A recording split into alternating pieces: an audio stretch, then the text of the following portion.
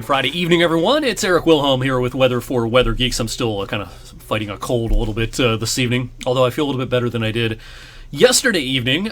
Today was a pretty nice day. It's March, and so you can have a day where you get into the lower and middle 50s and then have snow by nighttime. At the airport, we made it to 52 today. Now, in some parts of Columbiana County, it was in the mid-50s this afternoon. Nowhere near the record today. That's 70 set in 1977. So despite how warm, relatively speaking, it was today, with a much, much colder air mass pushing in for tonight, the snow is going to have no trouble sticking, especially once we head into the overnight hours. Our cold front rolled through earlier this evening. We went from 52 to 33 in just, 5 hours? Very, very, very quickly, that colder air mass pushed in, and of course the colder air will continue to deepen as we head through the overnight tonight. In the meantime, we have a little rain that's falling out there as of this recording, but snow is starting to mix in, and of course, snow will become our primary precipitation type as we head through the overnight hours. This storm has quite a footprint. Look at all the winter weather advisories and winter storm warnings that are out from, Texas to Maine. Basically, it's always funny to think about the Deep South. Here in northern Alabama, winter storm warnings are out for about 1.5 inches of snow. Around here, we would kind of laugh at that, but down there, they don't have the snow removal infrastructure. They're not used to that kind of snow, even though they get it a couple of times a year. So that's winter storm warning criteria for northern Alabama, northwestern Georgia. Closer to home, all of our television viewing area is under a winter weather advisory.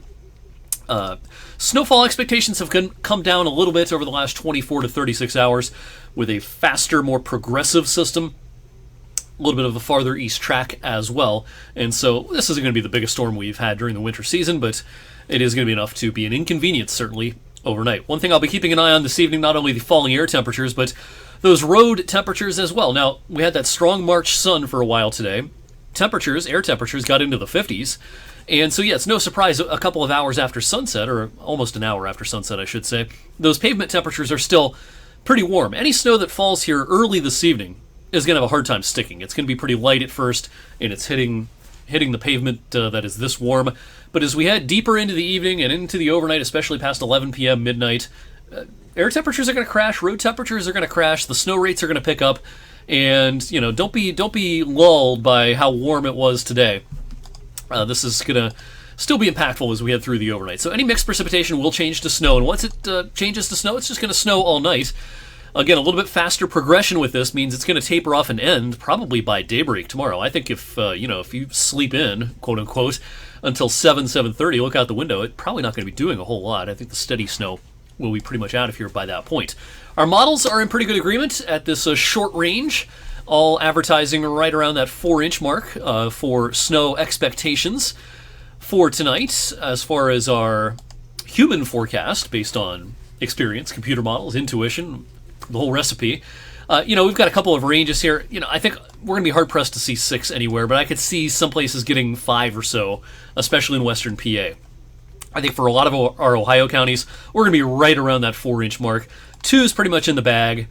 2.5, 3, and 3.5 to 4 becoming more and more common, I think, throughout eastern Ohio. I think your chances of seeing more than 4 are not that high in eastern Ohio. They go up a little bit once you're over towards I-79 in western PA, where the snow will last just a little bit longer. All right, the weekend forecast. Snow tapers off tomorrow morning. Now, tomorrow afternoon, a couple of things going on. Little lake enhancement, and also enough general instability in the atmosphere that snow showers will get going.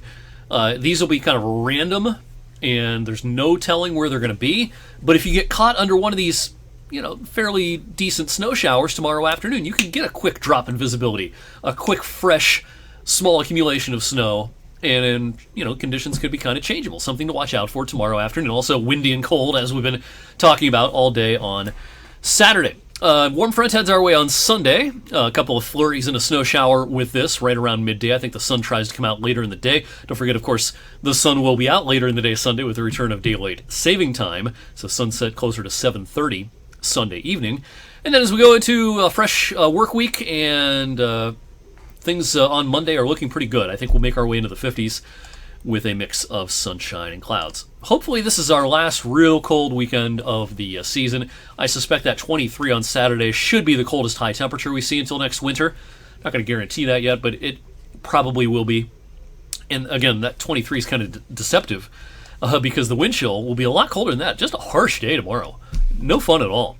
And then we drop down into the teens for air temperatures tomorrow night, rebounding above freezing on Sunday, so not as harsh. But whether you're heading to the Mahoning County, the St. Patrick's Day parade, I've got cold head. The St. Patrick's Day parade in Boardman. That is what I'm trying to spit out on Sunday. If you're heading to that or doing anything else outdoors on Sunday, you do need to bundle up. It is going to be chilly, although it's not going to be as harsh as Saturday. Once we get done with the weekend, full tilt spring next week. We've got daylight saving time. We've got the equivalent of a September sun angle. And we have St. Patrick's Day next week. And yeah, the snow is going to be long gone. Whatever snow accumulates tonight, it is long gone by the middle of next week. Now, are we going to be locked into springtime in perpetuity? No, I do think that a chillier pattern is likely to take shape as we go towards the very end of March, but we should enjoy a pretty nice stretch here right around the middle of the month where it will be pretty mild and it'll feel like spring for more than just a day or two like we had last weekend. We might string together 4 or 5, even 6 or 7 days with well above average temperatures. All right, thank you for watching Weather for Weather Geeks tonight. Stay safe out there. If you do need to travel tonight into first thing tomorrow morning, take it easy. We'll have you updated throughout the evening on social media and tonight on 21 News at 11.